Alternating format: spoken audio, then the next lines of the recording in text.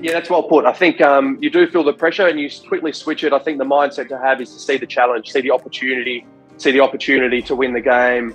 I think when you look back and you think about the best batsmen that have been in that role, and even last year I spoke to multiple different players that bat in that role, whether it was Hardik Pandya, so you understand that you got to see those situations as an opportunity to win the game. I spoke to Dhoni a lot about it after one of our games where he actually beat Delhi nearly single-handedly at the end in one of the semi-final.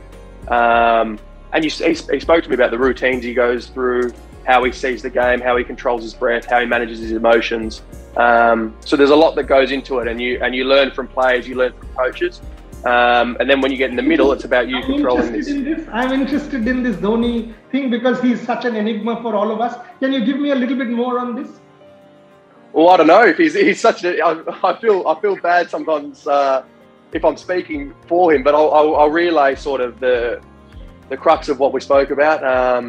And he just sort of said to me, the way you've got to approach it is looking to be there at the end and take responsibility. There's different ways to do it, and to try and score the runs early and finish the game in the 18th over.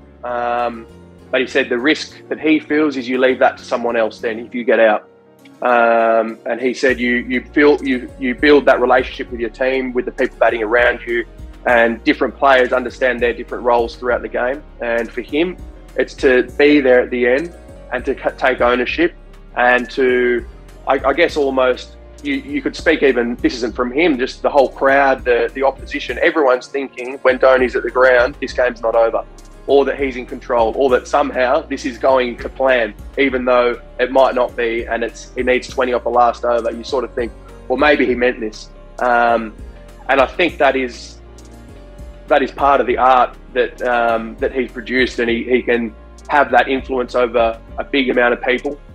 And then he spoke about how he remains calm. And so the fact that if he's remaining calm, he doesn't need to get calmer, he doesn't need to be better, but in those situations, other people are panicking or other people are moving this way, and he's just staying where he is. So he's already getting that competitive advantage. So that was really interesting. And we see certain parts of the game very similar. And I've worked with a lot of good people that have helped me with this similar side of the game. So it's inspirational, though, to hear it from someone that's done it for so long and such a champion of our era of cricket. So that motivates you to, again, enjoy this type of role.